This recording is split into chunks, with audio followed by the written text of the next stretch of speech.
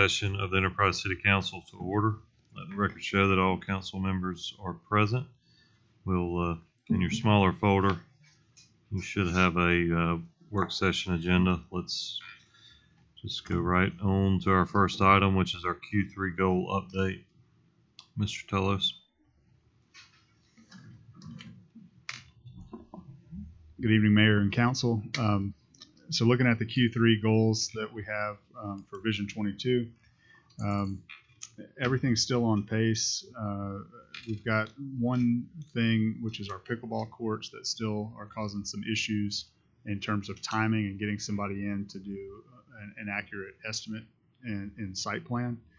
We're working through those issues. That could be that could take us off our target schedule there for Q3, and may have to be moved to Q4.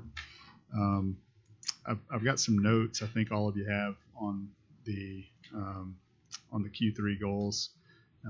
If they're not being addressed in this meeting, they will be addressed at next council meeting to be taken care of, and that should conclude.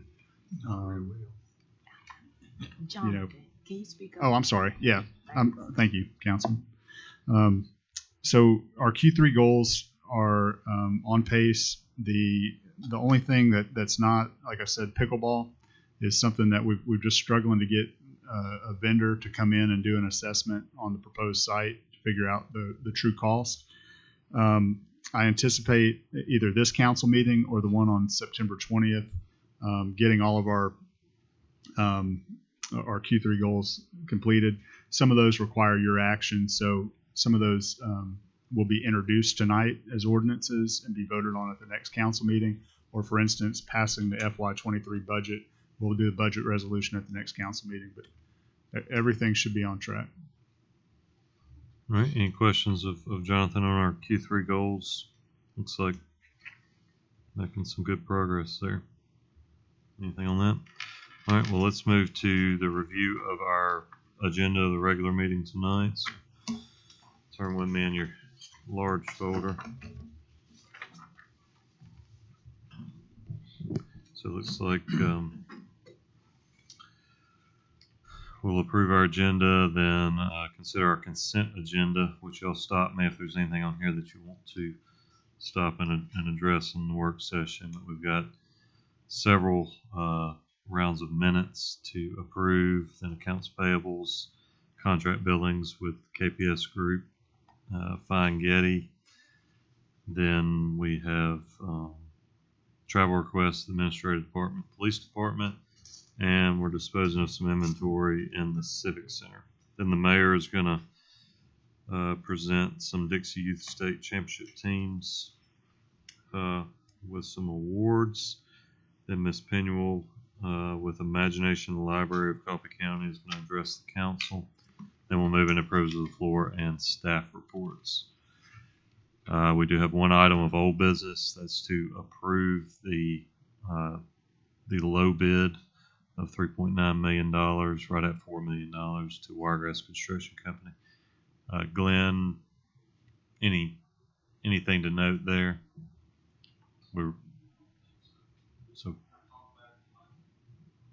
Yeah, why don't you give us a brief update on that of what you expect to see from a schedule standpoint, assuming we approve this tonight. This is phase 3A, as we talked about before. Phase 3 was broken into two phases. A being the first one, B being the second one. We didn't get but two bids, obviously, as you look at the bid tabulation. Mid-South Paving and Wiregrass Construction Company was only two bids. There is a great deal of difference between those two bids. I look back at phase 2, it's the same situation. Actually, there's less difference in this bid than there was in phase 2. So I can't explain that part. It's just, I can't. I wish I had an explanation, but I don't. I did review this bid, look back at phase 2. I really expected the per mile price on this particular project to be more than phase 2, because phase 2 had a lot of long streets, long roadways. Usually cost goes up when it's shorter segments. They have to move around as much. It is a little higher than what I actually anticipated it being, but that's just the best we could do as far as estimating purposes. If it's awarded tonight, I would say probably about a 2-week period to get the contract documents executed, pavement performance bonds in place. So, we're talking probably around the last week of September, 1st October, start construction. They have told me since the bid that they are ready to start pretty quick. So I think it would be the end of September, 1st October start. All right. Is phase 2 nearing It completion? is. There's a few minor punch list items left. My anticipation is we will have another site review on those punch list items, the ones that are remaining, maybe within a week, and hopefully we'll close phase 2 out in September this month for sure. I can't remember. Do we have a list of what's on this phase? Yeah. Did you? I don't remember if you sent it, did you? I'll send it out. We've got a phase 3A list of streets. Me or Barry want to make sure we email that to you all, so you'll have a complete list. It'll be right out of the construction plans.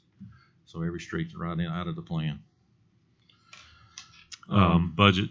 I realize it came in a little over. No concerns there.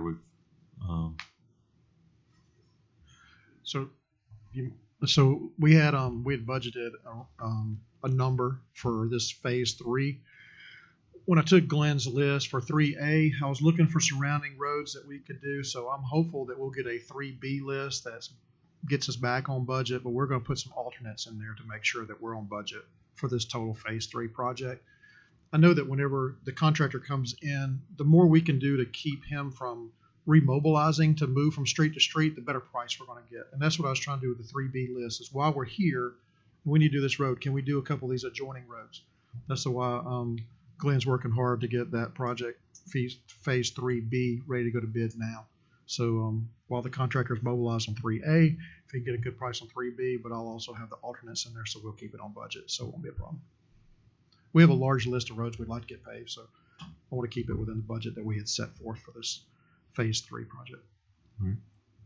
Any other questions about phase 3A?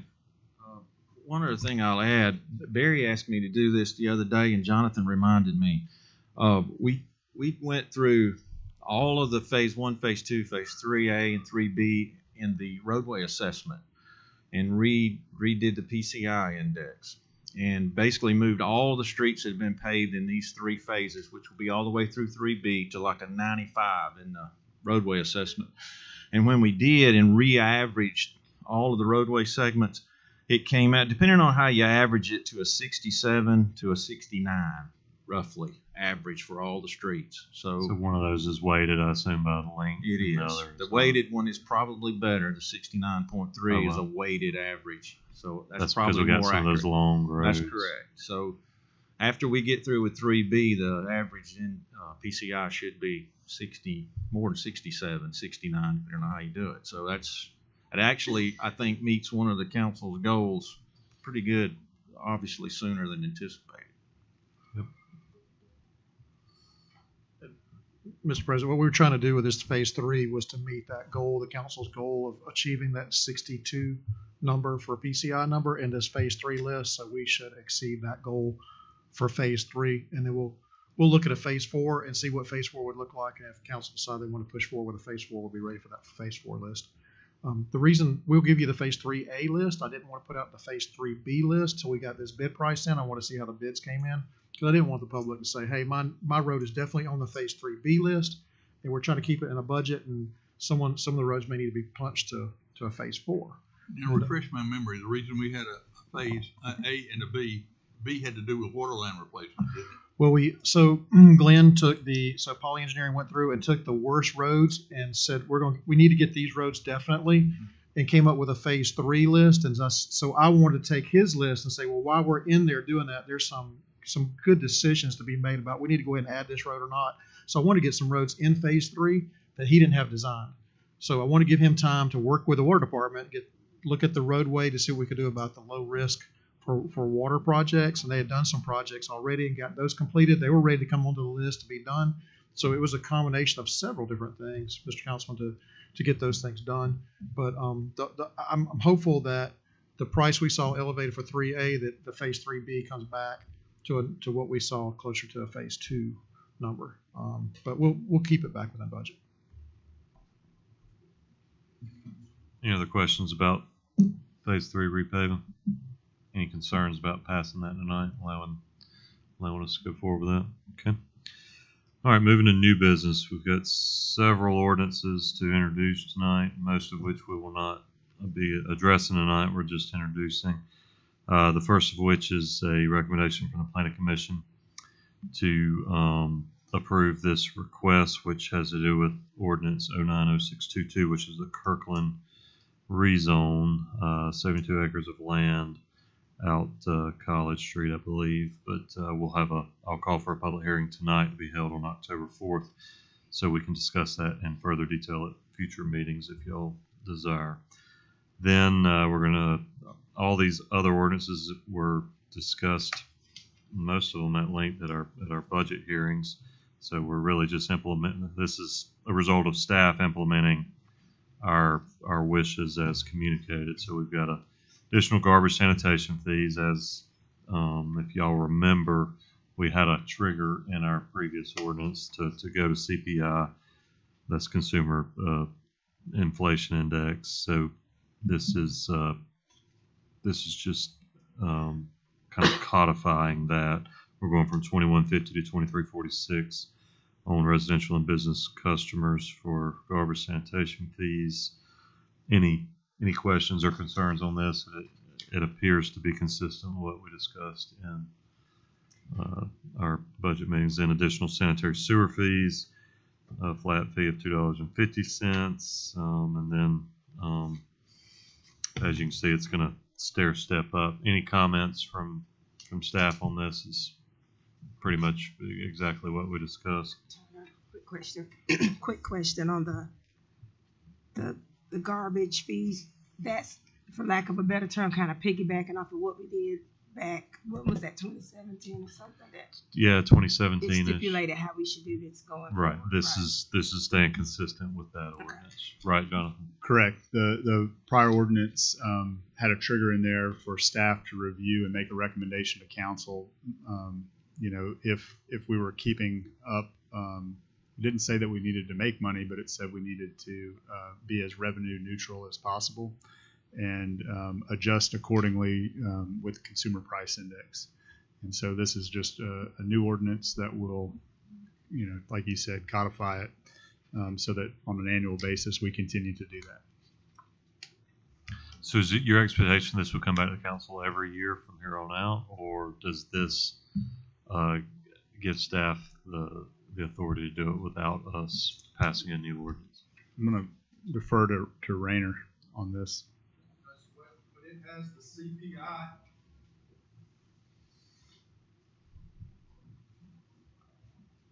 The way it's written is there'll be an automatic CPI increase every year. Okay. So they won't come back to the council. Now, that doesn't prevent the council 1 year from saying, well, we want to do this differently, pass an ordinance Right, and do that. of course. But it would be automatic Gotcha. CPI. All right, then sanitary sewer fees, like I said, really pretty much fixing that the same way, right, Jonathan? Yes, sir. We're taking the sanitary sewer fees and mirroring the sanitation ordinance so that on an annual basis we review it, try to keep it in line with that's a kind of an earmarked account for the sewer fund. So the monies we take in there, it doesn't go to our general fund. We can only use it for sewer, payroll, things like that within the sewer department. Yeah. So it's just a product of the cost of business going up. I know none of us like to do this. All right, implement additional engineering public works fees. Same thing, right? It is, and we took your words at the last meeting in suggestion to stair step that in so that it's not as abrupt to go from 175 to I think it's 850. So there'll be three iterations of movement over the next 18 months where that stair steps in. I think, does that cover it, Barry? All right, then tell us about this unsafe building board adjustment and appeals. I know we've been briefed on it, but it's been a while since we've had I mean, in essence, I know one of the priorities for the council and the mayor is that we address nuisance properties. And in our code, there were a few things that we found to be lacking or from an enforcement mechanism, and wanted to make sure that we ratified and confirmed a building official, which will be our city engineer. And then we also wanted to have a board of adjustment and appeals. That's if we make a determination that there's a nuisance property and have a finding that the property owner will have an avenue to appeal that decision from the building official or someone else. So this board would be set up independently to do just that and hear the appeal process. Yeah, it's the same basic process that you briefed us on. It is the exact same process we talked about. The one thing that I was talking to the city attorney is in that the D, that ordinance 090622 Delta, there's the names of the appointments. There's 5 people there, 1 engineer, 1 architect, and 3 general construction people. Due to the fact it wasn't put on the resolution for tonight, I would ask you to hold this over till the next meeting. Let me get those names on there in the sequence, and then let you, if you don't mind, laying this over 1 week till the next council meeting, and I'll have the names on here for you for that board. Lay both of them over, D and E. I would do both of them Just together, introduce just to make it them both easy, if that's tonight. okay. Rainer, do you agree with that?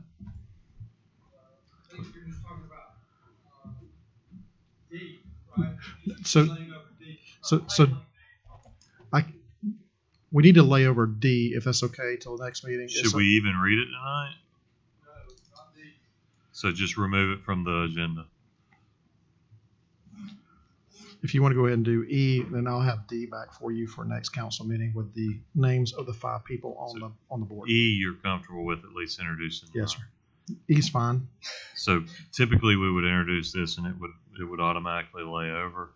Since you're not taking care of D tonight, you okay with us laying doing the first reading tonight and then lay over? That'd be fine. All right. I have a question for Barry when it's up. If we've made step back up to B under the ordinance C, where it says that building permits effective going to $50 as a minimum fee. Yes, sir. Now, does that include, when it says building permits, sewer replacements, electrical service upgrade, anything that you have to go down to get a permit for, it's going to fall under a minimum of $50? That's correct. $50. Mm-hmm.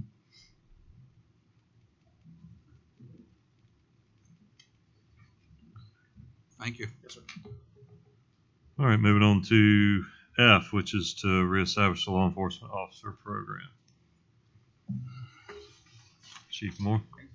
Good evening to all of y'all. So as part of my projects is try to get a reserve program moving back up. We've had it for years, but the old ordinance gave the authority to the council to make the appointment for reserve officer.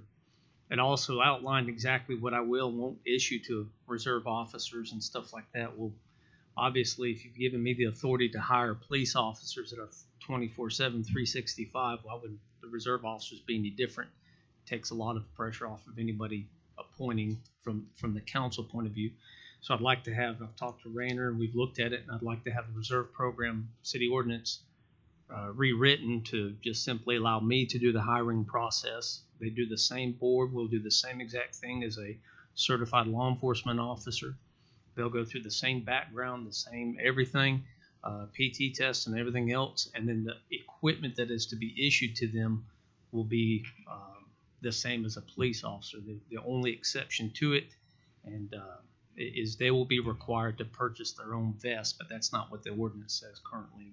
But they'll have to buy their own bulletproof vest. 2 reasons. 1, shows investment into the program, and number 2, the vests that we wear are fitted for that person. So if we were to buy one, the city was buy one at $750, that adds up when you get 8 to 10 officers. And then if they leave within a year, that's how much we're out. So the other equipment I can use, reuse, and everything else. So that's the reason why we'd like to see the reserve program city ordinance be rewritten to give me more authority in the hiring process. So, You might have any questions on that? okay. All right. Thank you. Moving on to ordinance 090622G, which concerns city school funding. So this is consistent with what we discussed in our budget sessions.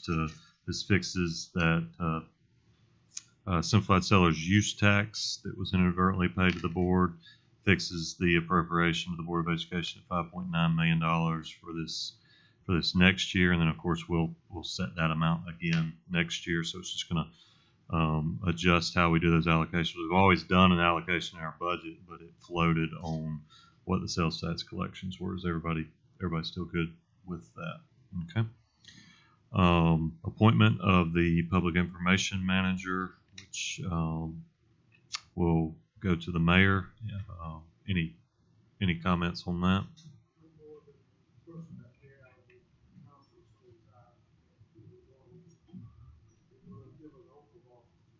All right. Then we're going to review and consider resolution 090622A, which is to amend the employee classification plan salary schedule. Chief Moore, you going to tell us about that? Yes, I will. So currently the field training officer and the investigations are on the same pay scale, but they take two different tests. One, it would save money to give one test for a corporal position. Also, it's been my opinion that everybody should rise through the ranks. Well, currently, if you're here for 2 years, you can apply for the position of sergeant. So if you come out of the academy and 2 years later, by ordinance or by rules, you can apply for sergeant. I think there needs to be a progression in education and rank.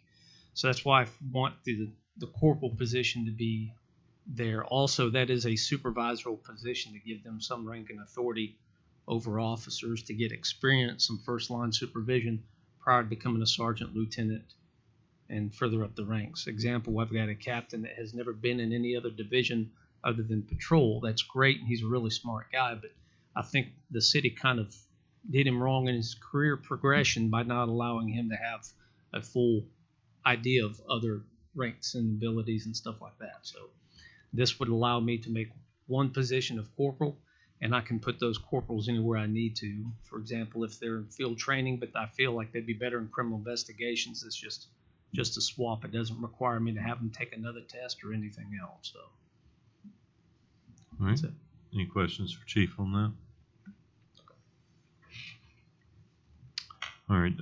Digressing a little bit, all these ordinances that we're passing that are budget related, and we're going to lay all those over to allow for public comment for when we pass our budget in 2 weeks. So we're just getting those introduced tonight. Moving on to resolution 090622B, which is the SS4A, which is what is that? Safe Streets for All Action Plan grant. Go ahead, Jonathan. Correct, Councilman.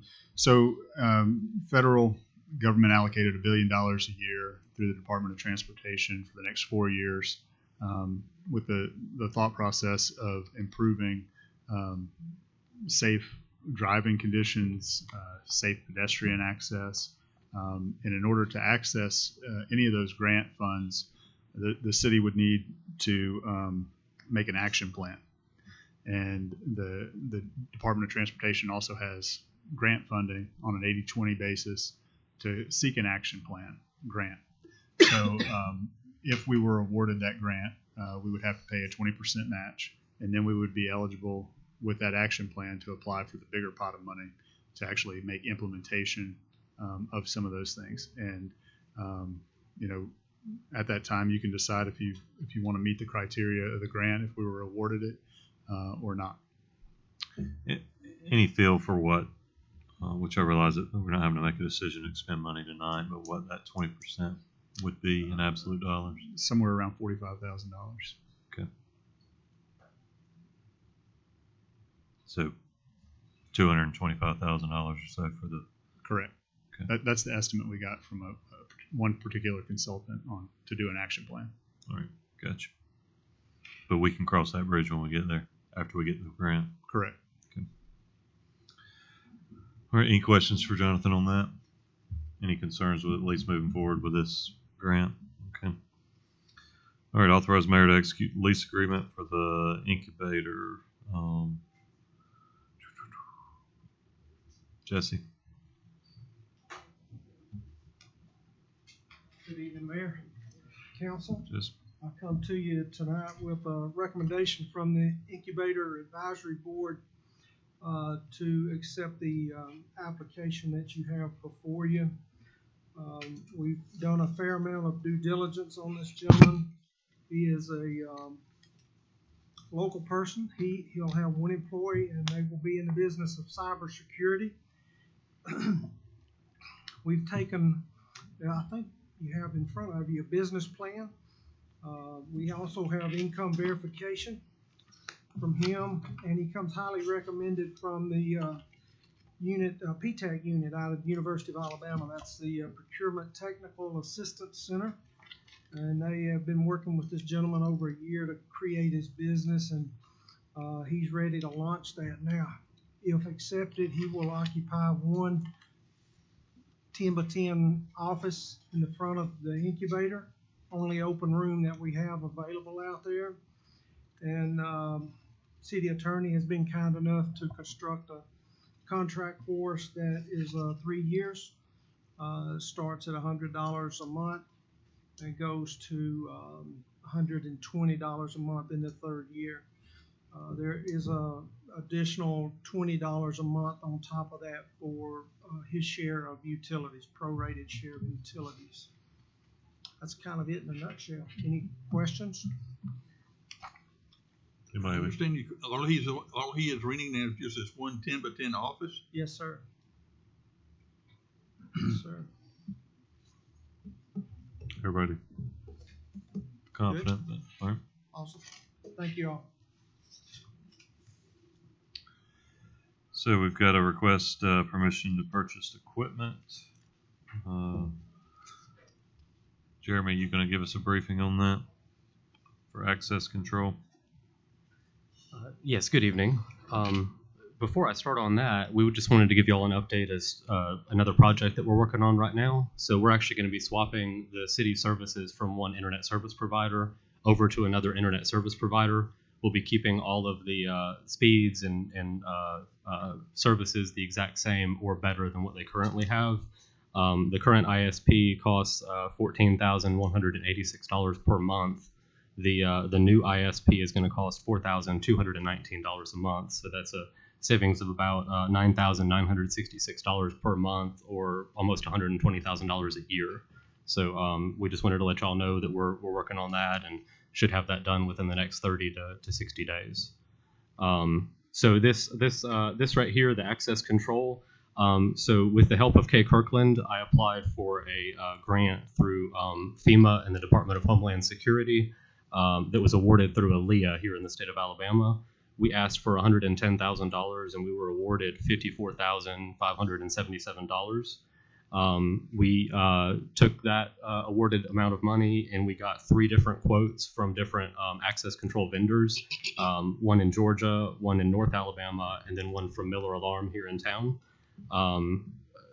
All total, we're allowed to spend $45,000 of that grant on access control. And the Miller Alarm proposal is for $66,384. So we would like your permission to spend that money on access control, costing the city a total of $21,384. And like I said, we'll be reimbursed for the additional $45,000. This will add access control with key fob access to all city facilities, as well as several more doors here at City Hall. This will improve security and reliability and everything else on the city's physical facilities. So is this? I know we have some key fob access over here and back at the police. Will it replace all that? This is a continuation of that system. Okay, so the city already has 9 doors on this existing system. We're adding it at pretty much every city facility with this grant. Okay. So currently it's only at the airport and this facility, City Hall. But with this, we'll have it pretty much everywhere. Gotcha. Any questions, concerns? Okay. All right. And then I've got the next thing as well. So the request to seek bid on the Recreation Center Aquatic Center. Well, we can skip. we'll skip down to yours. Oh, I'm sorry. No, it's quite all right. This will be more efficient. So, request permission to seek bids for the audiovisual and modular furniture for the Civic Center. Yes, sir. Sorry about that. That's okay. So we would like to seek bids to get a set of credenzas or desks that are modular that would go on the stage at the Civic Center. These can be used for anyone that rents the facility if they want to have like any kind of public forum or meeting. And it will also be used for, potentially city council meetings, board of director meetings, any type of meeting that the city would hold at that facility. Basically, it would be 7 credenzas that can be permanently locked together in a very secure manner so that it appears as one desk like this one does. Or they can be taken apart and used in, a combination of just 1, 3, 5, or all 7 of them, depending on who needs to use them. These will actually have, obviously a microphone built into each one. There'll be a 10-inch screen so that you'll actually be able to see if a department head is presenting to you. You'll actually be able to see what they're presenting from their laptop on a screen on each of your desks. You'll also have a roaming HDMI input, so one of you could actually present from your desk with a laptop or something. You'll have like an LED light, and then each one of you would have your own specific speaker with your own volume knob so that you can control the volume of everyone else's microphones. So your own voice won't play through your speaker, but you would hear each other person through that speaker. So you could hear each other very clearly with your own volume knob as well. Like I said, they're fully modular and they lock together, and it's supposed to be really good furniture that should last the city many years. Yep. Jonathan, did you have any follow-up on that? I know this is our plan as we have to vacate City Hall. That'd be the only thing that I would say is that, the sooner we can, seek bids and potentially purchase these, the sooner we can move forward with, moving council meetings to the Civic Center and ultimately freeing this up to renovate, which is coming up very soon in October, in fact. Well, we're given permission to go to bid tonight. Right. So. I have a question, Mr. President. Yes, ma'am. When we say furniture, does this also include seating? It does not include the seating. Okay. So that the city, we could either take our existing. I would I know what you're going to kindly say. ask Yes, ma'am. for. New chairs Mm-hmm. for the council, and we will do that. We will not. We will I don't not know take how long these. I'll be sitting here, but I can't Right. keep sitting this long. We will not. We will not have those chairs follow us to the Civic Center for sure. All right. Thank you, Jeremy. All right. Moving back a little bit to request permission to seek bids for the new recreation center and aquatic center. It's obviously a long time coming. So, Barry, you want to walk us through what to expect?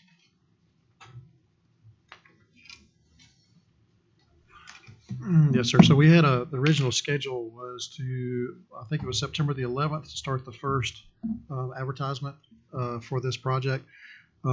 Billy Powell and myself met with the architect for the rec center and made some changes to the pool areas, things that we thought would be more beneficial to the layout and efficiency of the facility. And it caused the architect to go back and redraw some stuff. So that'll push them back about 2 weeks. So they'll start advertising later this month, and we're still on schedule to bid this project in October. We had scheduled originally to be 2 weeks behind that with the City Hall renovations, and I'm going to meet with them in the morning to see if we can go ahead and just bid them both together, or does it make sense to stagger them? I want their opinion of does that make sense to have 2 big bids on the same day or the same week, or does it make sense to stagger, give people a chance to, if they didn't bid on one, maybe they want to bid on the second one, or if they didn't get that bid, do they want to bid on something else? I'm going to meet with them tomorrow. But originally the schedule was to start advertising in September, take bids in October, and that's not changed. We'll still make the month, but I'm pushing it back 2 weeks. But just asking permission to go to bids for both of those projects tonight. Yeah. So the next item is City Hall renovations. Anything you didn't just cover? No, sir. And talking to the architect, everything budget-wise that we've heard so far seems to be holding right now for bid prices. So keep your fingers crossed. Those are 2 real important bids and substantial bids for the city. We hope that we get good bids on those projects. So do we have construction drawings yet on the City Hall or bid set on the City We've Hall? got 90%, which is, they got some things to button up on 90%, but they're working on getting me a full 100% set stamped on both of those. All I right. expect the the rec center later this week, maybe first of next week. City Hall right behind it. Any questions for Barry on City Hall or Rec Center? Thank you. All right, thanks.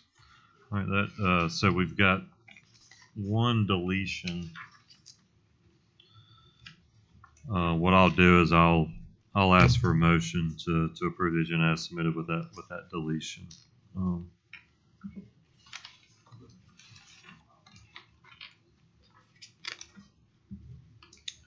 right, back to our work session agenda. We already covered the next item, city internet and phone, right? Yeah, well, he left, so I guess we've covered that. Jonathan and Rainer, y'all are asking for an executive session for economic development. Any other topics will be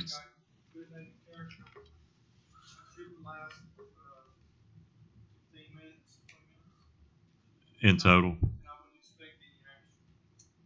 Okay. All right, so we've got a request to enter executive session to discuss matters of economic development and good name and character. We expect it to last 15 to 20 minutes and not to address anything when we come back. Do I hear a motion? So move. Second. Or is there any discussion? All those in favor say aye. Aye. All opposed, same sign. Motion carries.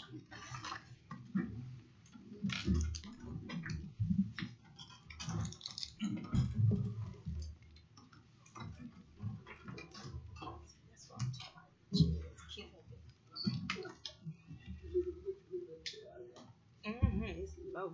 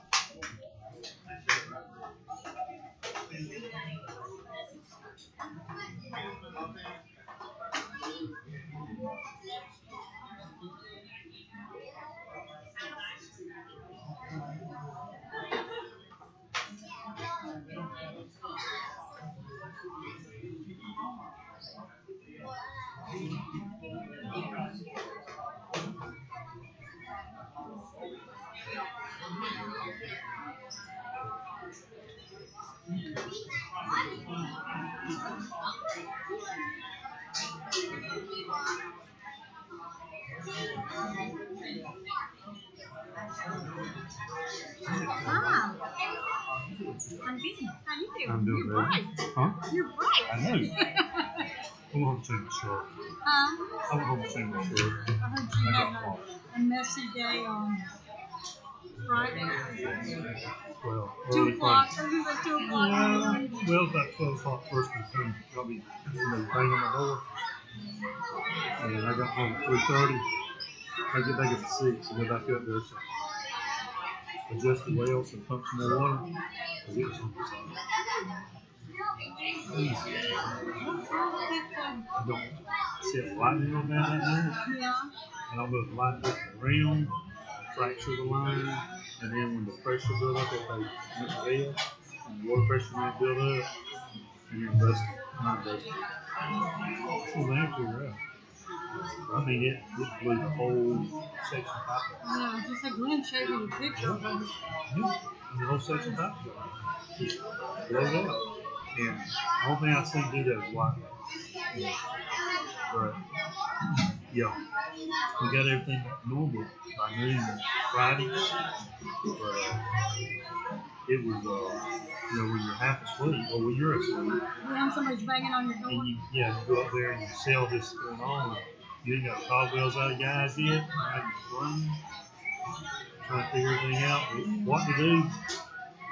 So anyway, it was different. It was different. Probably, I would say that was probably the most panic. I didn't panic, but the closest to panic I've ever come in this department. I mean, I was to that point because it was either the tank fixing to collapse with the volume of water coming out. We can't cut the well off, so I do. It won't come back on because you have water that come back on.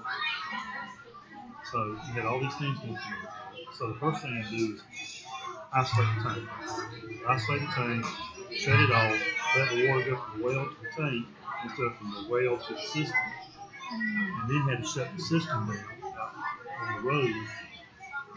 And then had to figure out how to get water in the system because I couldn't bring it from that tank because mine was ruptured. So I went up to Hunter's Ridge and cut that well on. Thankfully, the line was a little empty, so that stayed by Clintonville. Got the well going, had to adjust it down because the pressure get too high because you're not pumping to a tank. So your head pressure starts going way up. So I had to adjust the pump to get the pressure.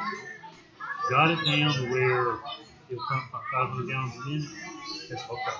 Maybe that's enough to keep enough water in the system. Clintonville was at 47 pounds, which is good pressure. I looked at 6, Clintonville was down to 29 pounds. I said, oh my God, I'm about to run out. So I jumped back up, run back up there, get the pump going to 100,000 gallons a minute, and it started leveling off.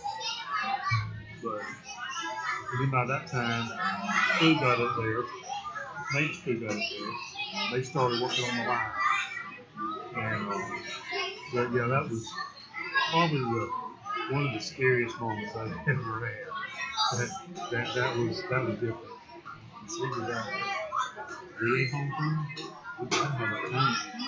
We can't do it at a thing. There's no way.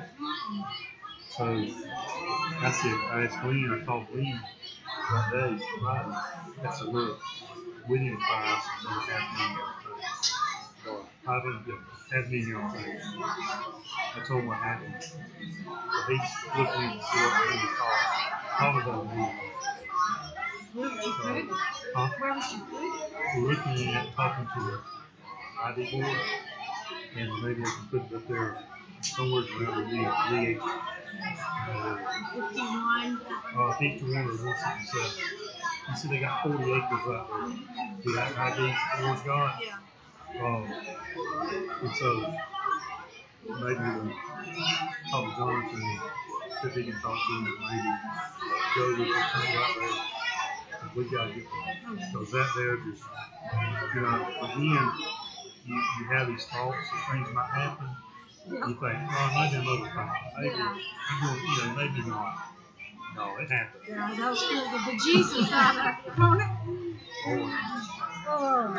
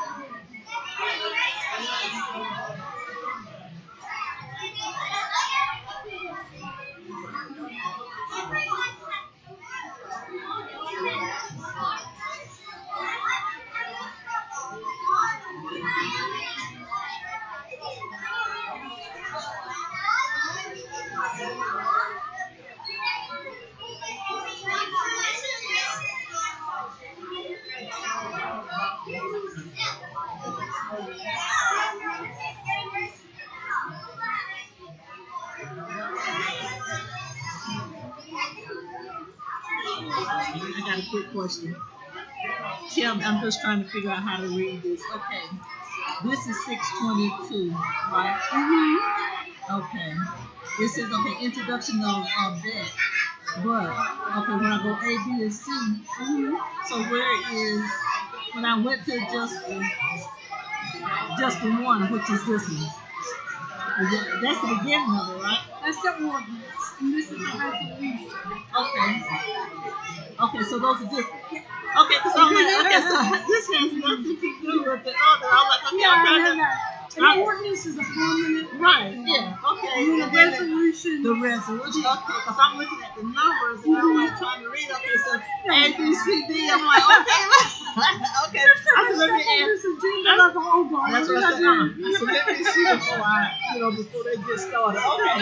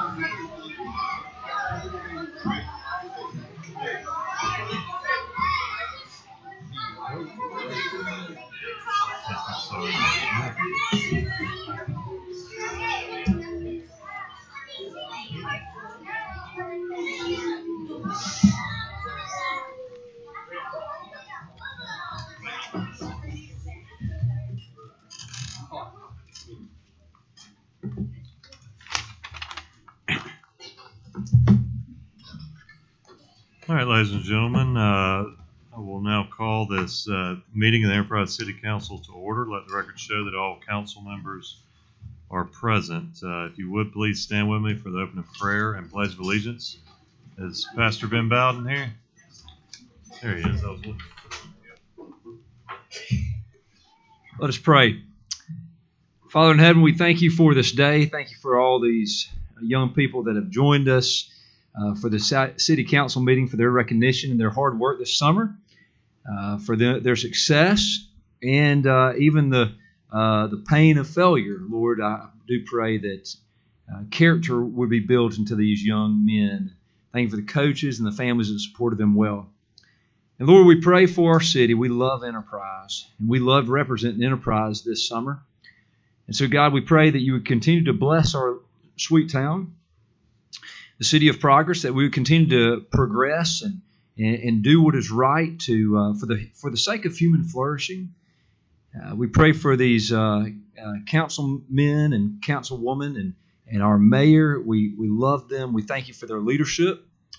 And God, we pray for your protection on our city, our schools, and Lord, and we pray that you would bless the people, bless the citizens of Enterprise.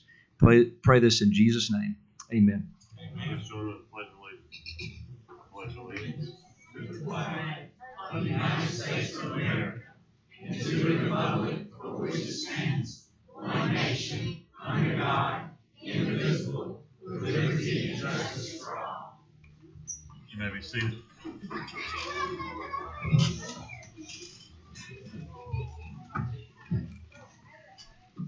All right, Council, you have the agenda in front of you. I'll entertain a motion to approve the agenda with one deletion. That would be we're going to remove ordinance 090622D from the submitted agenda. Do I hear a motion? So moved. Second. We have a motion and a second. Is there any further discussion? All those in favor say aye. Aye. All opposed, same sign. Motion carries. All matters listed within the consent agenda have been distributed to each member of the council for review, are considered to be routine, and will be enacted by one motion of the City Council with no separate discussion. If separate discussion is desired on an item, that item may be removed from the consent agenda and placed on the regular agenda by request of the member of the City Council. I'll now call for a motion to approve the consent agenda as presented. So moved. Second. I have a motion and a second. Is there any further discussion? Let the record show I'll be abstaining for a conflict on accounts payable B. All those in favor say aye. Aye. All opposed, same sign. Motion carries. All right, we now have a special presentation by the mayor for Dixie Youth Baseball State Championship teams. Mayor? Mr. Blake Moore?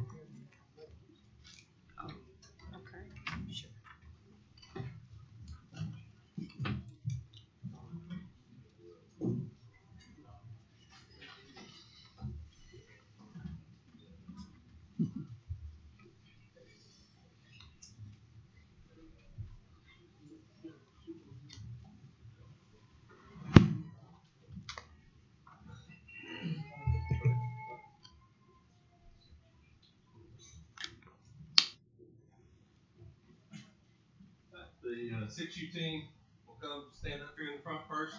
Mr. Mayor, council, always a pleasure to be with you. Feel like a rock star tonight. I brought all my groupies with me. This exciting time, I call this the boys of summer. We had a very productive year of Dixie Youth Baseball with Enterprise Parks and Recreation.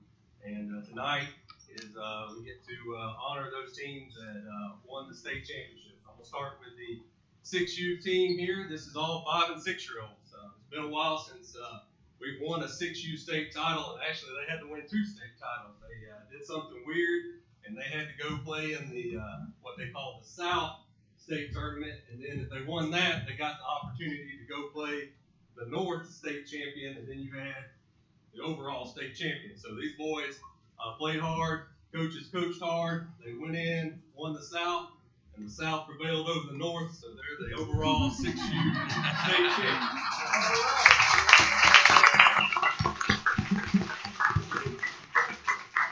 Your name is called, and you'll come forward for your statement. Brooks Addy.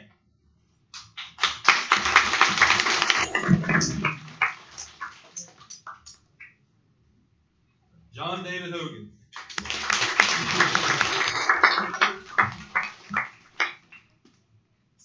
Jacob Bowden.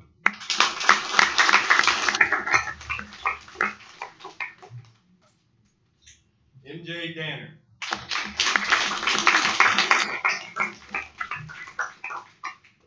Warren Wimberly.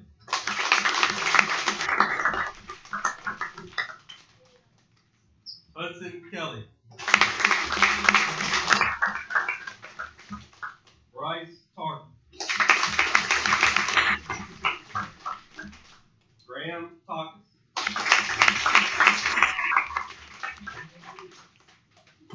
Brax Arvin.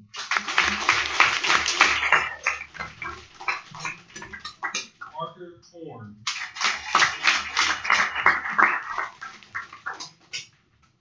Brant Pike. Mason Whitley.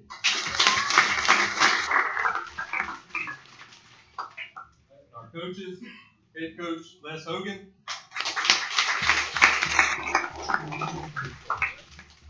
Coach Evan Harvin. Coach Ben Bowden.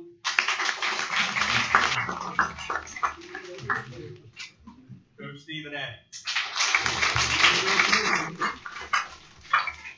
Mayor, council, and audience, our 6U state champions.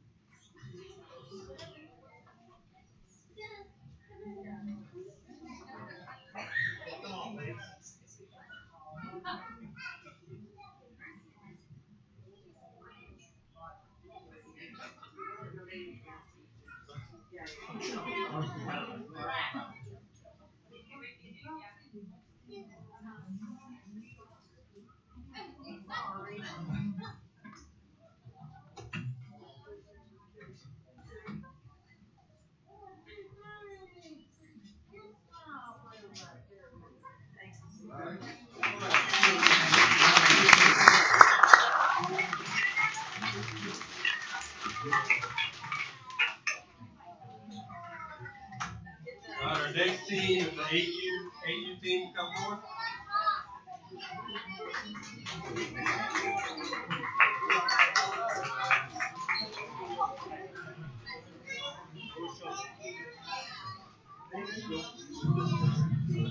Mr. Mayor and Council, this team might look familiar to you. Last year, 7-year-olds, they went and won the state championship. They went forward and won the World Series. And this is the same exact team, nothing changed player-wise, and we are looking at back-to-back state champions of the state of Alabama.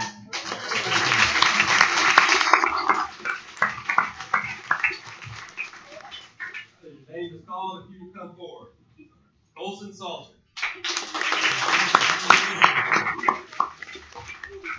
Landon Brunson. Liam Allen. Connor Whitley. Aiden Owens. Cooper Thomas. Cade O'Brien.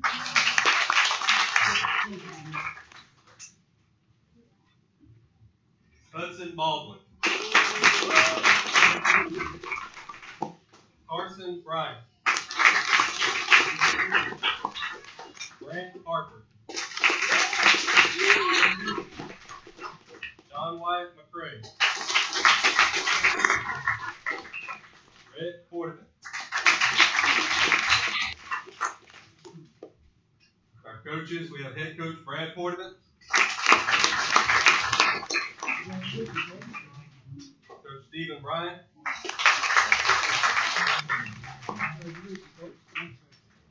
Coach Matthew Thomas. Coach Curtis Owens.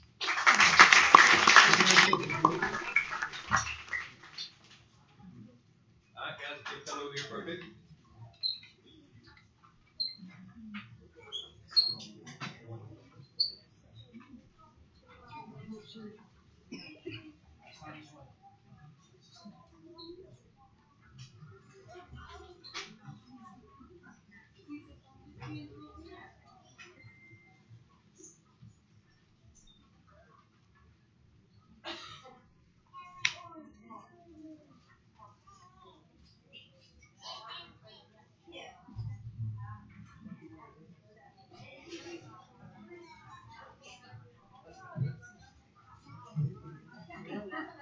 All right, ladies and gentlemen, your 8U state champions.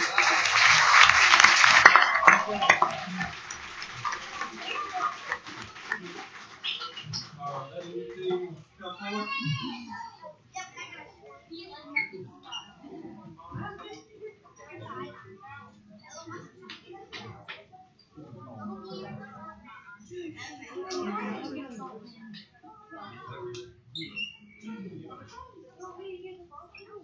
Another team we're very proud of. This team right here battled hard. Actually had to win a best 2 out of 3 to win the state title, and defeated AUM 2 games to none.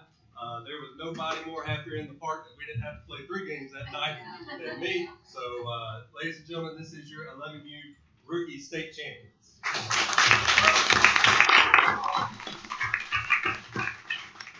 Names called, please come forward. Grayson Bile.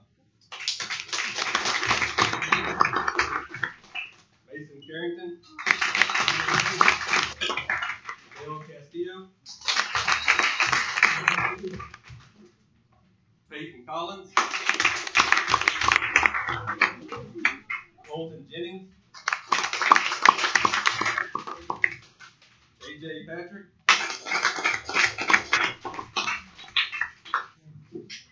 Logan Salter. Caleb Shipp. Jay Stroll. Radit Batava. Abe Weber. Head coach Jeremy Shipp.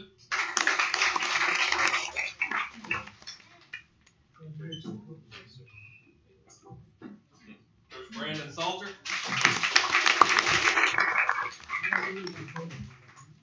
Coach Tyler Carrington.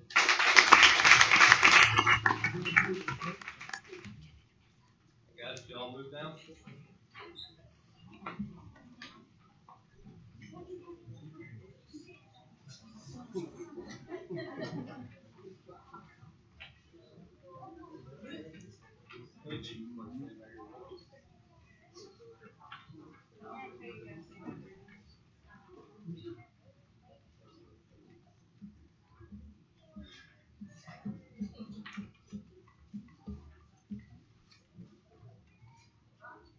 Ladies and gentlemen, your 11U rookie state champions.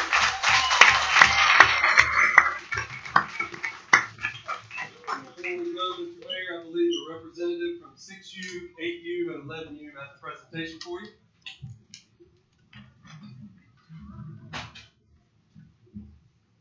On behalf of all 3 state champions, Mr. Mayor, they're presenting you a signed ball from each team. Be one familiar.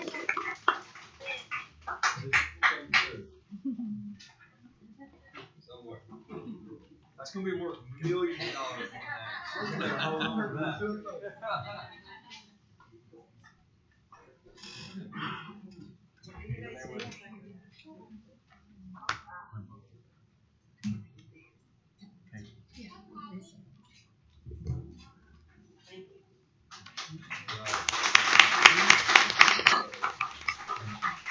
Mr. Mayor, we appreciate your support as always. We couldn't do none of this without you. And I just want to let you know we got good people coaching our youth here in the city of Enterprise, and we got good parents too. So it makes our job a lot easier, and we just appreciate all the support. Thank y'all.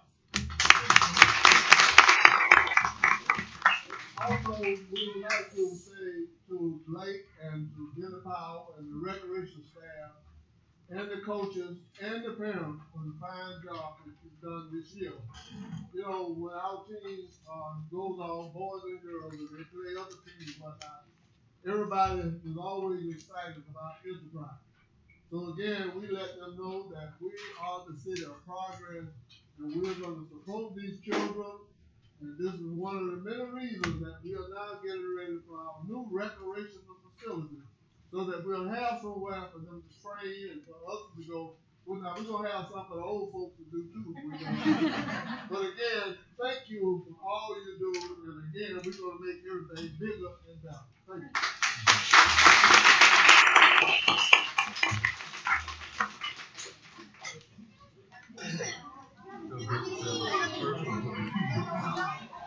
Yes, sir. Wasn't it cute? It's so little. I was looking at it. Can they hit the ball?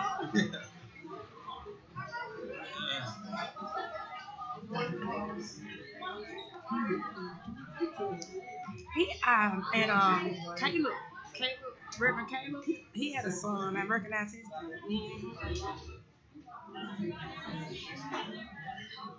be a lot quieter.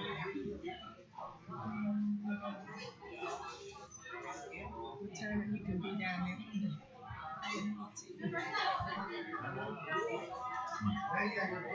I don't know if they have state. I think so. They probably do. We just started the city league. Lead at the city.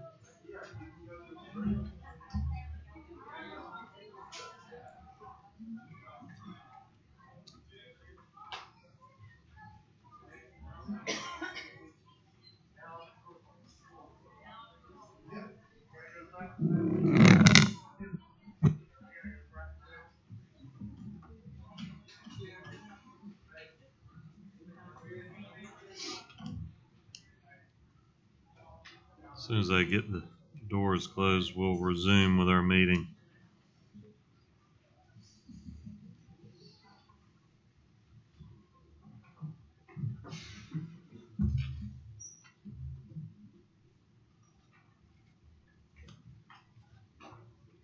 All right.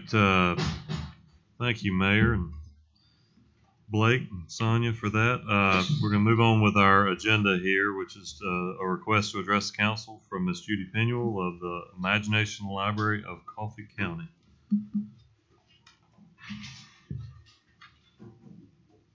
How you doing? I'm fine, thank you. Thank all of you. Several of you I know. Some of you already know about this program. But I am here. Obviously, I'm not Dolly Parton, if that's who you thought was going to show up. So I just thought I would point that out to begin with.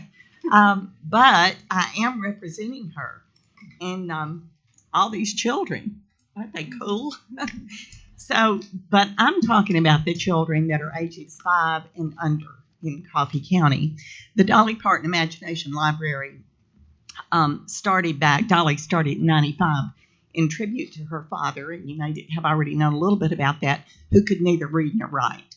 So she understood the impact that had on him and how debilitating it was as he went through life and wasn't able to read or write anything.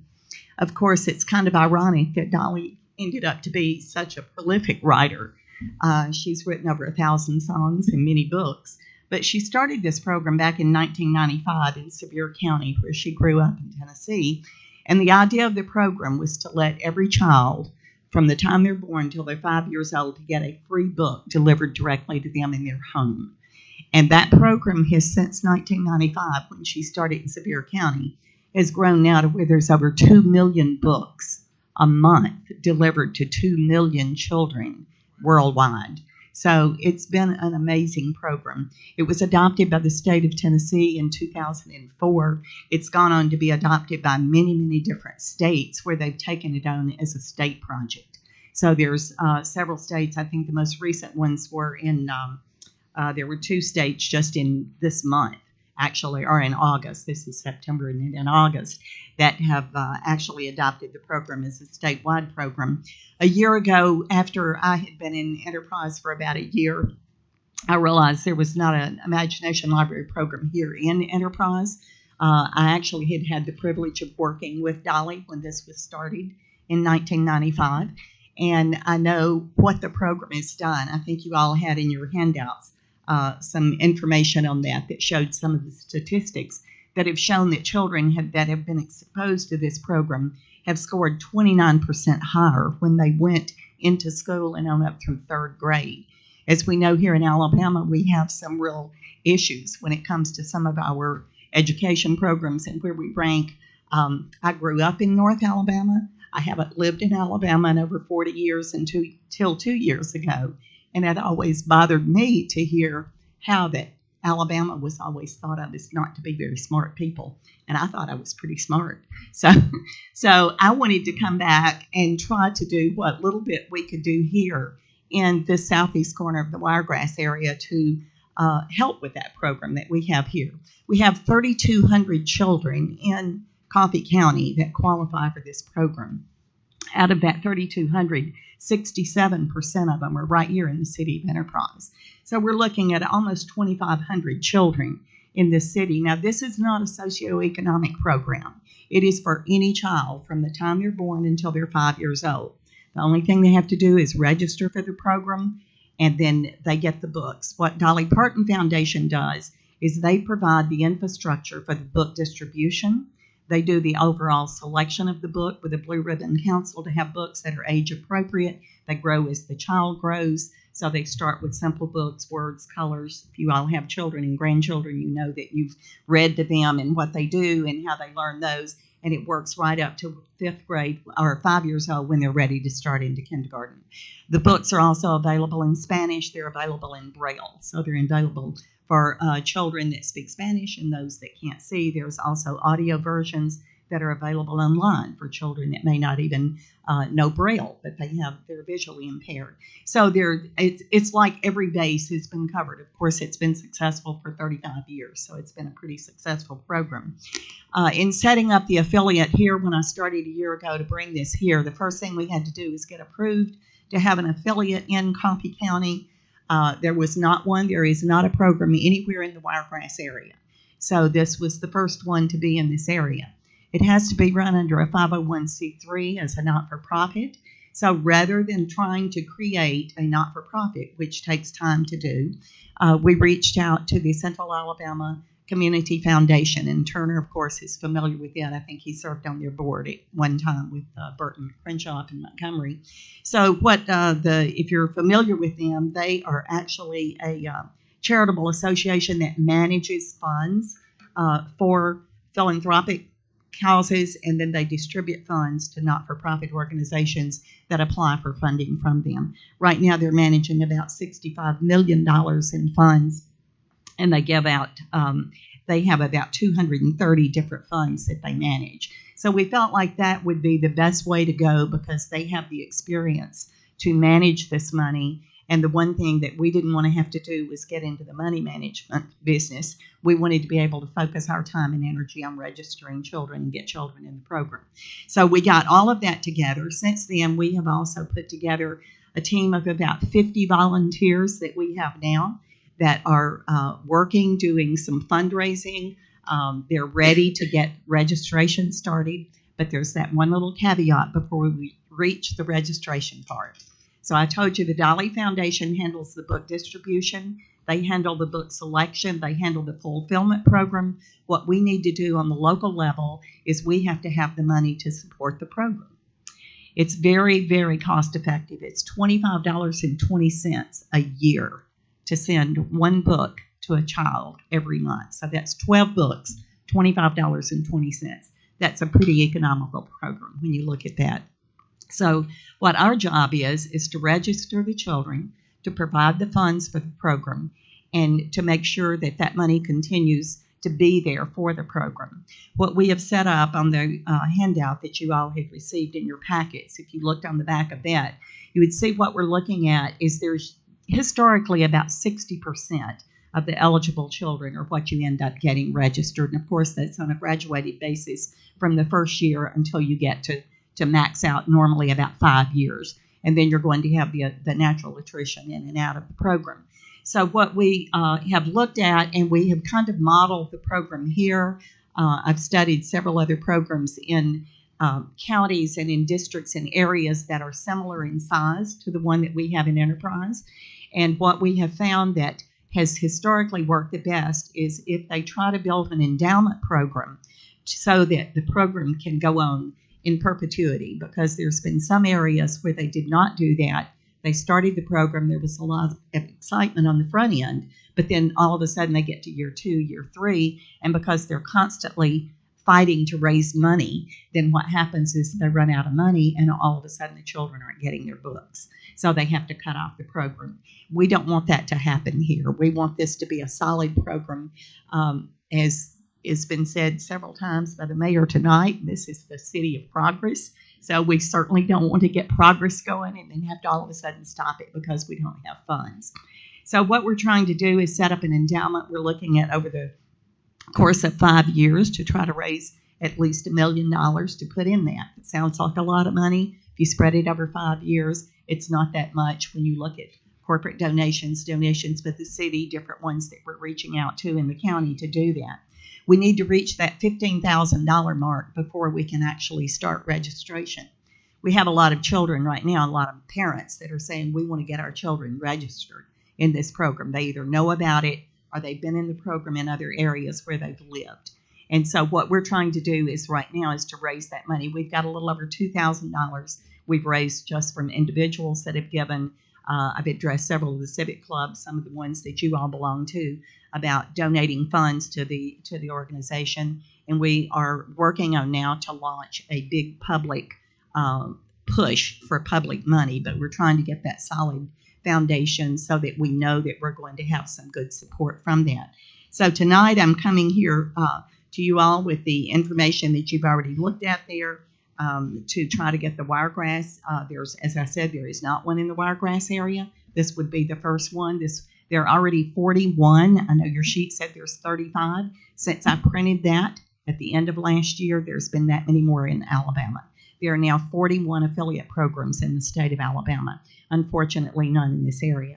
So I would like to ask you all, I'm addressing the council tonight because we would like to see if you could maybe commit maybe $20,000 toward this $1 million that we're looking for so that we can have this in the county and so we can get this program out here to our children. So that is pretty much what we're looking for here so that we can work with you tonight. And I'd be happy to address any questions. So it's the specific ask 20,000 in over 3 years, or we'll take it any way we can get it. Yeah. I'll take it tonight. I'll take increments. I'll take installments. We're looking at 5 years to raise that. Of course, we've got to hit that 15,000 before we can even start the registration. So I know you all are working on a budget for next year, so I don't know if you've got some change left over in the drawer from this year. We'll take that, put us in the budget. We're always looking for places to spend more I money. knew you were, and so I'm here to take what's left over. All right, does anybody have any questions for Ms. Peniel? All right, so what I would suggest is that we just take it under advisement, maybe counsel with staff, and we can speak about this maybe in our next work session. Are we okay with that? Okay, I appreciate it. Thank you again for Thank you letting very me come much. and address you, and we'd like to be the first ones in the Wiregrass.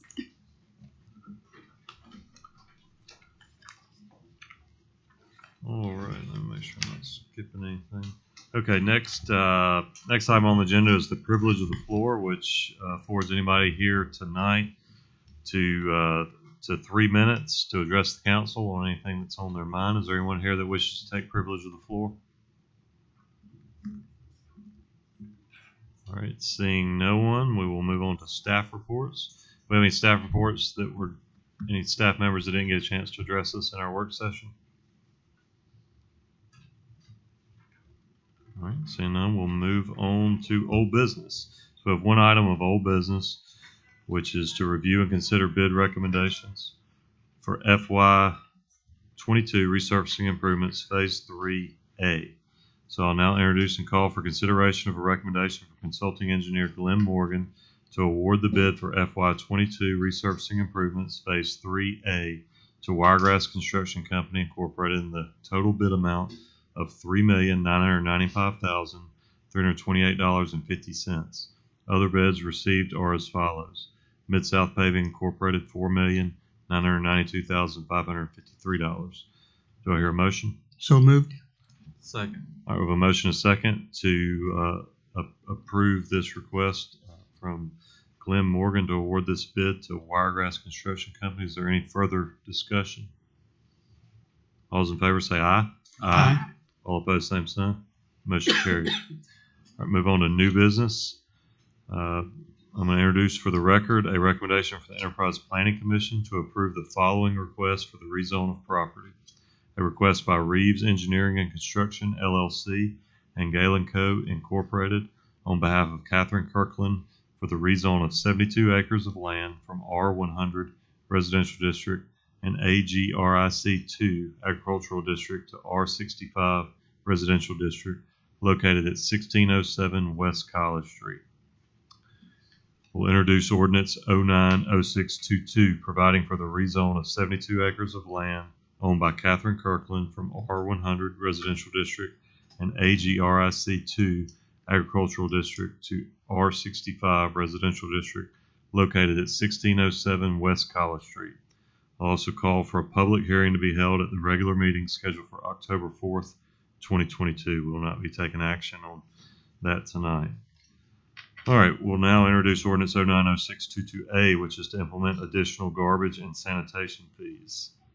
Introduce ordinance 090622A, providing effective October 1, 2022, garbage fees for all residential and business customers shall increase from $21.50 to $23.46 per month, and beginning October 1st, 2023, and each year thereafter, said garbage fee shall increase by the amount equal to the percentage of increased consumer price index for all urban customers, which is CPI-U, over the then last 12-month period before seasonal adjustment, as published by the U.S. Bureau of Labor Statistics as of August 1 in each year. Unless there is an increase in the CPI-U, there shall be no adjustment to the garbage fee then in existence for a given year, unless council implements any change by ordinance or other appropriate act. All right, so ordinance 090622A will lay over until the regular meeting scheduled for September 20th, 2022 to allow for public comment. So we'll, at the next meeting, we'll allow anybody to come forward to address us on that issue. We'll now introduce ordinance 090622B, which is to implement additional sanitary sewer fees.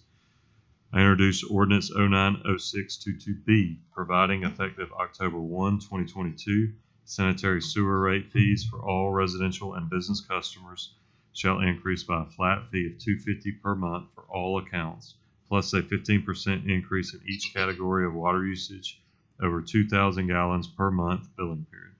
Thereafter, beginning October 1, 2023, and each year thereafter, said sewer fee shall automatically increase by the amount equal to the percentage of the consumer price index for all urban customers, CPI-U, over the then last 12-month period before seasonal adjustment, as published by the U.S. Bureau of Labor Statistics as of October 1 in each year. Unless there is an increase in the CPI-U, there shall be no adjustment to the sewer fee then in existence for a given year, unless council implements any change by ordinance or other appropriate act. Ordinance 090622B will lay over until the regular meeting scheduled for September 20th, 2022 to allow for public comment. We'll now introduce ordinance 090622-C, which is to implement additional engineering public works fees. Introduce ordinance 090622C related to adjustment of sewer tap, building permit, and building inspection fees specifically as follows. Sewer tap fees shall be adjusted to $350 each residential sewer tap as of January 1, 2023 thereafter. The said residential tap fee shall be $600 as of October 2023, and such residential sewer tap fee shall be $850 plus cost of materials as of October 1, 2024, and thereafter until altered by council action. The sewer tap fee shall be adjusted to $450 for each commercial sewer tap as of January 1, 2023. Thereafter, the said commercial sewer tap fee shall be $650 as of October 1, 2023, and such commercial sewer tap fee shall be $850 plus cost of materials as of October 1, 2024, and thereafter until, if and when altered by council action, and as to business building permit fees, effective January 1, 2023, there shall be a minimum fee of $50 as to any total building project $5,000 or less. Building projects with an estimated total cost of over $5,000 shall require a fee of $50 plus an additional $3 per $1,000 in total construction costs. Specifically for commercial building projects, there shall be added to the permit fees as set out above a charge of $1 per $1,000 in total construction costs for the state of Alabama craft fee, and as to building inspection fees, said fees shall be included in the cost of building permits as set out above, except each required reinspection shall require an additional fee as follows: $50 for the first reinspection, and for each inspection after the first reinspection, the permittee shall pay twice the previous amount paid. As an example, for the second reinspection, an additional cost of $100 shall be due. For the third reinspection, an additional cost of $200 shall be due, and so on, depending on the number of reinspections. Ordinance 090622C will lay over until the regular meeting scheduled for September 20th, 2022 to allow for public comment.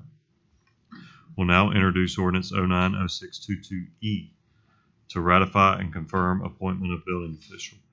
I introduce Ordinance 090622E, ratifying and confirming that the city engineer and director of public works is the building official of the city, and the alternate building official is the assistant director of engineering services. We'll lay that over until the next meeting. We'll now introduce Ordinance 090622F, which reestablishes Reserve Law Enforcement Officer Program. We'll introduce Ordinance 090622F, providing for the reestablishment of a law enforcement reserve officer program within the City of Enterprise Police Department. We'll lay that over until the next meeting. We'll introduce Ordinance 090622G regarding city school funding. I'll introduce Ordinance 090622G providing for school funding. The ordinance repeals Section 11, Paragraph D of Ordinance 070114 related to a formularized percentage funding basis from which the city has been allocating and paying certain adjusted net sales tax receipts to the City Board of Education, and all prior portions of any ordinances which call for the same action as said section, and to implement a funding procedure in lieu of said formularized percentage basis, which will grant the Enterprise City Board of Education a $5,900,000 allocation from said sales tax receipts collected for fiscal year 2022 to 2023. Said funding shall take place by payments over 12 months. The allocation for fiscal year 2022 to 2023 takes into account that the city does not seek a refund of the portion of the state of Alabama's simplified seller's use tax, which has been inadvertently paid to the board. The ordinance provides that the future grants of funding from the adjusted net sales tax receipts to the board by the city will be considered each budget year of the city. So we'll lay that over until next meeting also. We'll now move on to appointment of public information manager. I call for a recommendation of the mayor as to the appointment of public information manager and consider approval of recommendation per resolution 090622. Do we have a recommendation? President, on interviews that we're going through, we would like to recommend Emily Glasscock to serve as our public information officer. All right. Thank you, Mayor. Council, you hear the recommendation from the mayor for the appointment of public information manager of Emily Glasscock. Do I hear a motion? So moved. Second. All right, we have a motion and a second to appoint Emily Glasscock to public information manager. Is there any further discussion? All those in favor say aye. Aye. All opposed, same sign. Motion carries. Now recognize Mayor Cooper, who will administer the oath of office to public information manager Emily Glasscock. Mr. President, on behalf of the City of Enterprise, I would like to read the oath of office, the swearing in.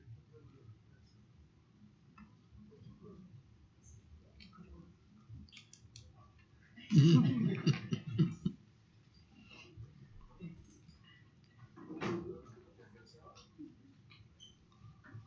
I will ask you to raise your right hand and repeat after me. I, Emily Glasgow, do solemnly swear that I will support the Constitution of the United States and the Constitution of the State of Alabama, so long as I continue a citizen thereof, and I will faithfully and honestly discharge the duties of the office upon which I'm about to enter to the best of my ability. So help me God. Congratulations.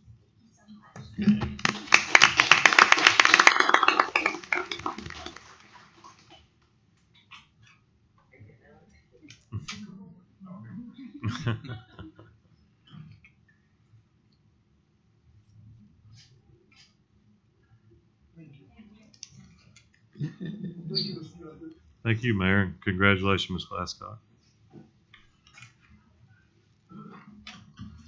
All right, we'll now review and consider Resolution 090622A, which is to amend classification plan and salary schedule. I introduce and call for consideration of Resolution 090622A, providing for an amendment to Ordinance 101601, which establishes the employee classification plan and salary schedule. The amendment calls for the creation of police corporal, pay grade 8, and deletes the positions of field training officer and police investigator.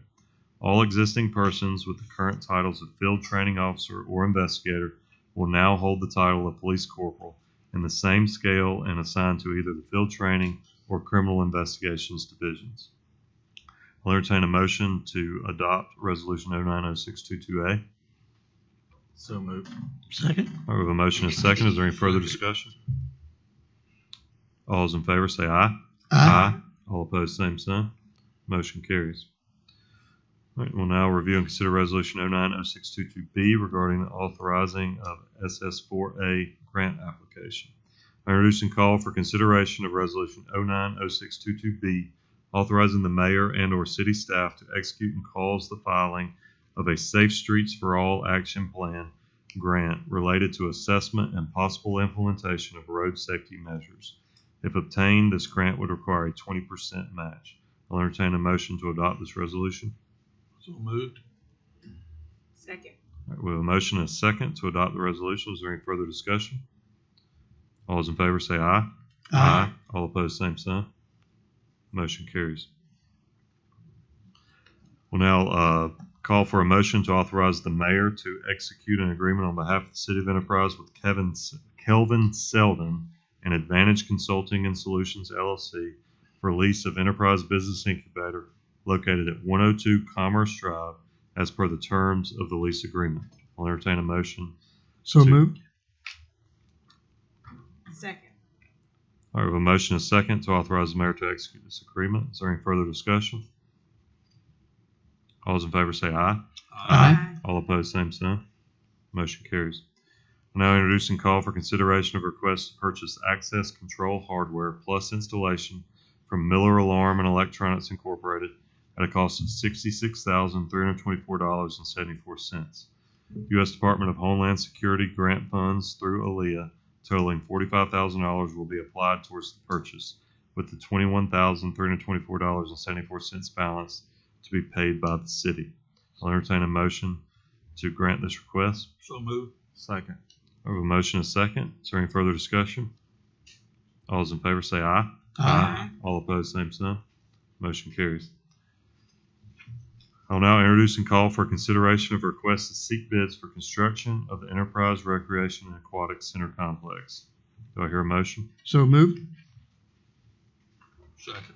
All right, we have a motion and a second to approve the request to seek bids for the Enterprise Recreation and Aquatic Center Complex. Is there any further discussion? All those in favor say aye. Aye. All opposed, same sign. Motion carries. I'll now introduce and call for consideration of request to seek bids for the renovation of City Hall. Do I hear a motion? So moved. Second. All right, we have a motion and a second to approve this request to seek bids for renovation of City Hall. Is there any further discussion? All those in favor say aye. Aye. All opposed, same sign. Motion carries. Now introduce and call for consideration of request from Billy Powell, Director of Community Services and Recreation, to seek bids for new audiovisual and modular furniture for use during city council meetings at the Enterprise Civic Center. Do I hear a motion? So moved. Second. I have a motion and a second to approve this request. Is there any further discussion? All those in favor say aye. Aye. All opposed, same sign. Motion carries. Mayor, you have a report for us? Thank you, Mr. President. Parks and Recreation. EHS Rec Night will be Friday, September 9th at Wildcat Stadium for the Enterprise versus Smith Station. Girls volleyball league, 108 participants from 3rd through 6th grade. Seasons will begin next week, Monday, September the 12th. Enterprise will host the 2022 volleyball state tournament November 12th. Flag Football League, 276 participants for ages 5 through 12. Seasons to begin next week, September 12th. Tackle Football League, 139 participants for ages 7 through 12. Season to begin this weekend, September 10th. Total of 415 participants for football, up from last year, which was 313. Basketball registration will begin October 3rd and go through October 14th. Events, cheerleading clinic. Enterprise Park and Recreation Department is excited to partner with the Dolphin Junior High School cheer team once again to host the 2022 Enterprise Parks and Rec Cheer Clinic. We ended up registering last week with 128 participants. The clinic will be held in the auditorium of Enterprise City Center on September 24th. And the game that they'll cheer will be the Wildcat Stadium on September 29th. Spooky in the Park City 2022. Enterprise Park and Recreation is excited to announce the return of Spooky in the city. The event provides the public with the ability to play a virtual game around the city from the comfort and safety of their own vehicle. We encourage everyone to get in the spooky spirit. Put on your favorite costume and gather your family for a Halloween themed game on the go and to collect free goodies at each spooky stop. Spooky in the City will be on Friday, October 28th. The game will begin at 5:30 p.m. and end at 8:30 p.m. Engineering Department, permits approved. Singer Family Detachment 13, $3,102,423. Residential additions 21, $880,131. New commercial 2, $1,931,250. Commercial additions 6, $2,179,756. Nuisance properties investigated 122. Verbal contact 1, email 1, notifications mail 29. Door hangers posted 7 to 6. Properties without progress 33. Properties mitigated 70. Litigation in progress 15. Sent to the magistrate 5. Phase 1 CDBG demo grant 13. Water Department should be advertising for water main replacement Phase 3 this month.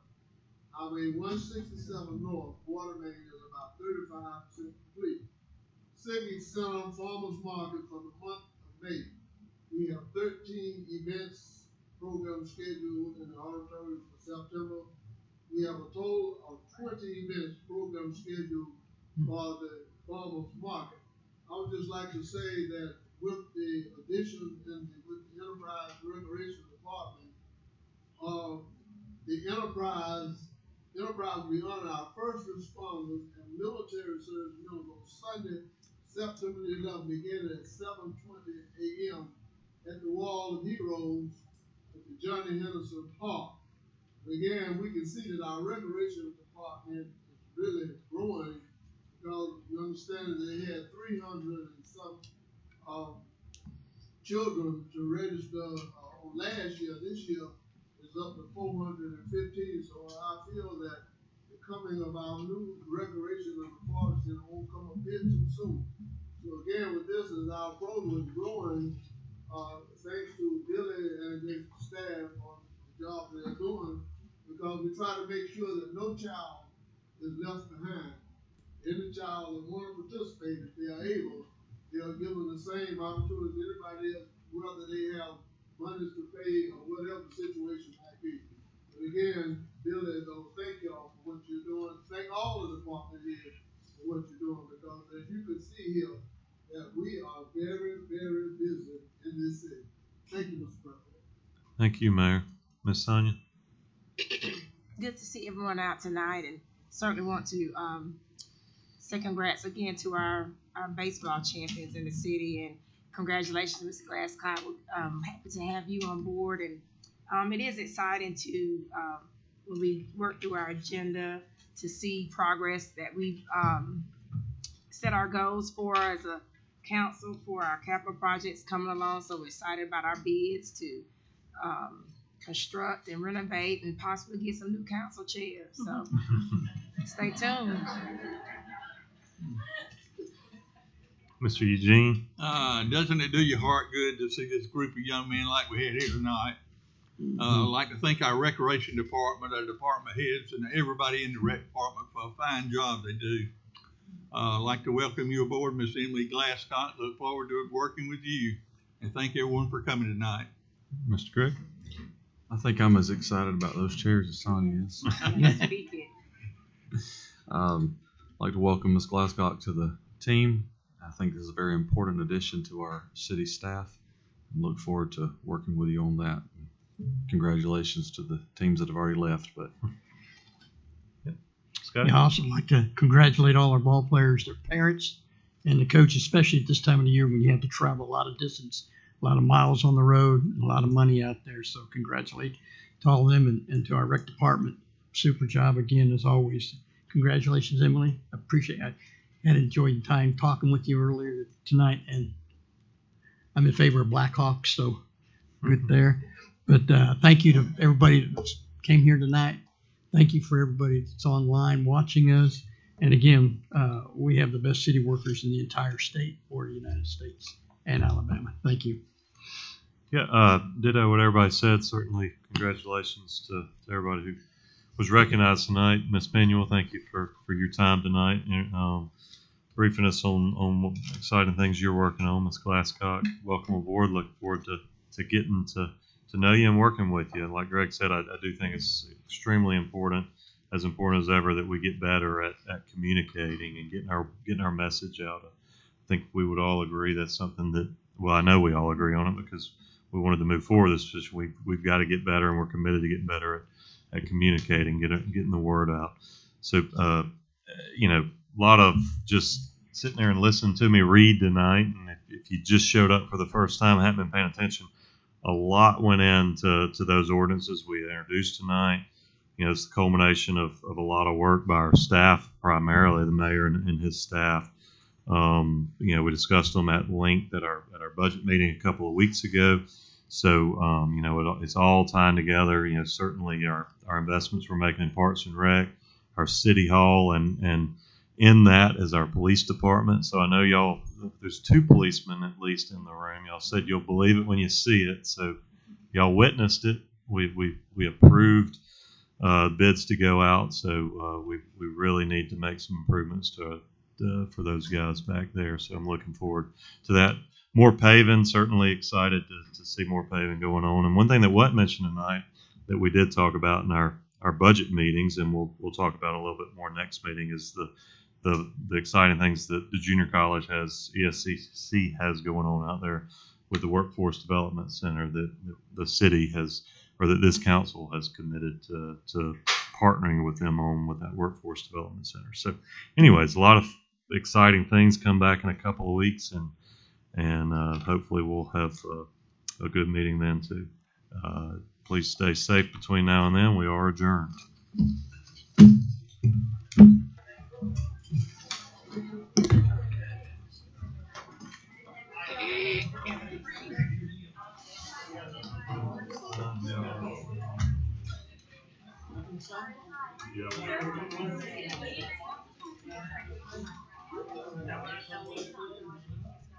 Almost.